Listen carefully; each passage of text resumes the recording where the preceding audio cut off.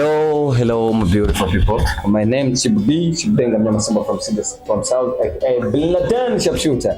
Yana n'umuntu ko wamunda kuzana ma biganiro bitandukanye ni Eric Burundi TV ati ni utarakanda subscribe kuri Eric Burundi TV kandi subscribe kugira ngo ukomeze kubona update atandukanye.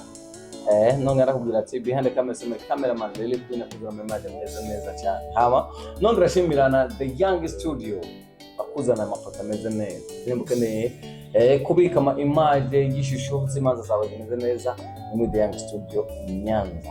Murakoze cyane ndi kumwe n'umutumire tuza kuganira byinshi ariko ni muri ya project muri Dayoni nababwira ko nzokomeza ndabazanira abajene bari very talented kugira ngo mukomeze mubabona ni muri rwa rugendo rwacu hama nongera ndakwibutsa neza yuko turi mu mwaka wa 2026 umwaka udakeneye gusigara inyuma tanumwe dutegeza gusiga inyuma twese niterambere imbere ku imbere ni gukora amaboko mu mufuko tugakora kugira ngo tuze dushike kwimbona kazoza bazana impore nani nkeneye kuba ariko tura muri kano kanya bashoboye kumenya ati mbe ndi kumwe nandi uri kumwe Kid Original Ton B Big One aka Isha Boy ati Ton B Big One aka Isha Boy.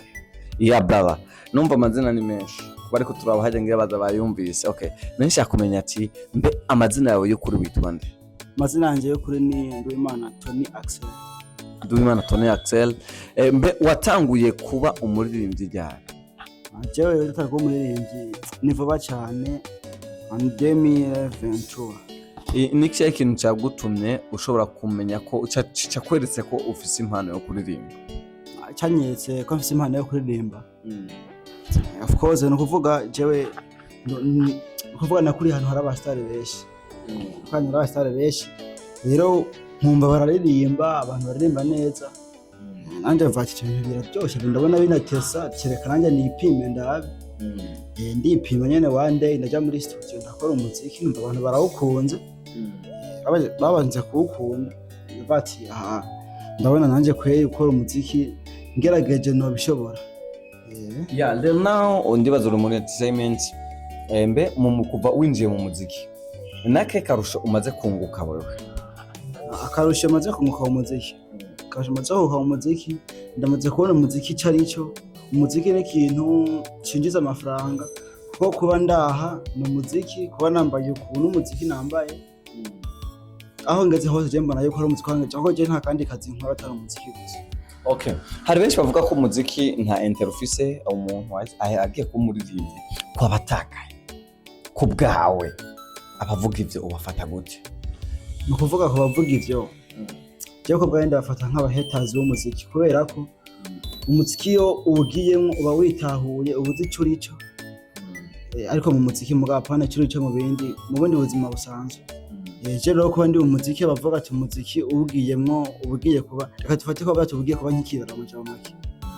Yo bivuze rero nk'ivyo nk'abastari cyo ntacyo bitubwiye kubera ko turadishe turico ababivuga kandi niba musanga neje bundi arabafana bacu usanga iyo bakoze amamariage imana zitandukanye bari kuvuza ya muziki yacu ariko munyuma bakagaruka bakavuga ati abagiye mu muziki ni birara kandi ibyo birara n'ibyo bavuza mu mariage yabo baza byumvikana.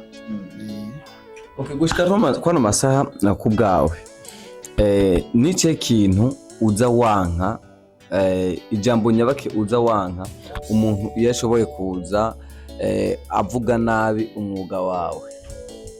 Ikintu nanka umuntu azavuga nabi umwuga wanje, ikintu nanka umuntu avuga nabi umwuga wanje je nta kintu mbona uko nk'igihari kubera ko n'ububasha bwiye ko abivuga.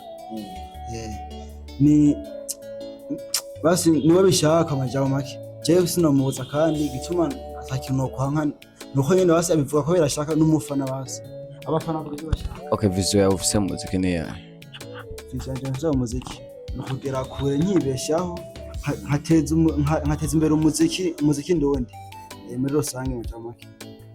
Okay, uduha freestyle yawe gatoya abantu bumve wikore mu gahogo bumve ukuntu eske bumvise ko umuririmbyi mugabo onkin na kimwe barumva kuva dutanguye ikiganiro turamaze mu minota ingahe dutanguye mugabo ntibarumva sound yawe, vocal yawe, kuririmba kwawe, eske naka nimba avuga ko ari umuririmbyi kweli ni Lil arabishoboye?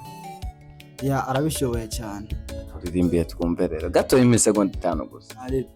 So ngo ni wewe umutima wanje hora urondera, ijoro ryijimye no ku murango ni wewe nshira inyota, ndaramukiriza izuba riva iyo ryawe ryashwi, ndarahira imbere y'Imana n'ukuri sinzatandukana nawe, preti wanje uboneka rimwe ndakwizeye, naho umenye ubushyuhe bw'amarira yanje, niwe mwanya nasanze amahoro nsanga utagira ukundi, kubana nawe n'ukuri nari mu rugari, eka mbere na nyuma nzobana nawe gushika impera, abagushuka ndimwo gutinya kwizigira kuruku nzobihambira, umutima uri mu minwa yawe n'ukuri nka kujya kwizuba, naguteza agashikamwe nje mbona ivyiza vy'ijuru. Okay, tuvuge yuko iyo ndirimbo ari iwawe. Iyo ndirimbo ni iwanje. Mbe burya mu kwandika indirimbo wowe wisunga iki? Je mu kwandika indirimbo icyambere kuva je kwandika indirimbo iyambere indirimbo ndayanditse nisunga ikintu runaka ngomba kuririmba, ngomba kuvuga mu muziki. Akabaho n'indi ndirimbo nandika kugira ngo ndyohere ubuzima bwanje, ndyohereza abafana, indirimbo itange show.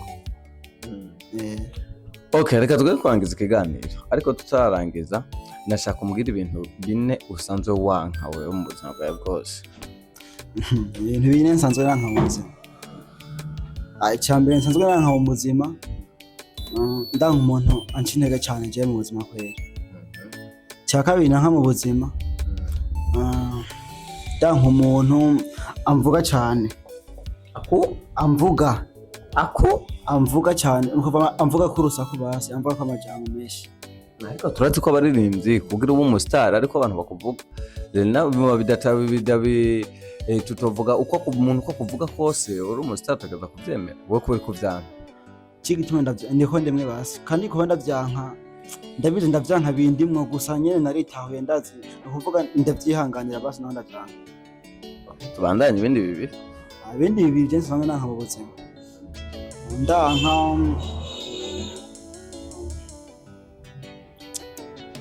amfate ndanka abantu je banshafurira izina kandi hongera nka abantu bameze gute banshaka kugwa nk'abasa. Okay, reka turangize ngaho. Nongera mbwe abakuzi ba Eric Burundi TV kumukurikirana uno mujene wavuze witwa Duimana Tony Axel. Izina ry'ubustar Kid Original.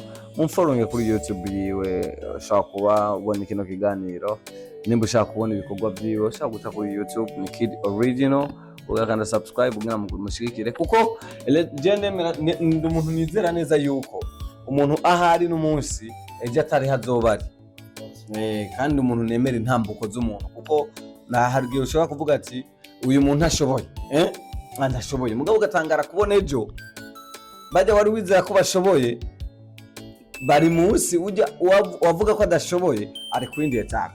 Niko bw'Imana majambo. Big up sana, ndakwifurije amahirwe meza.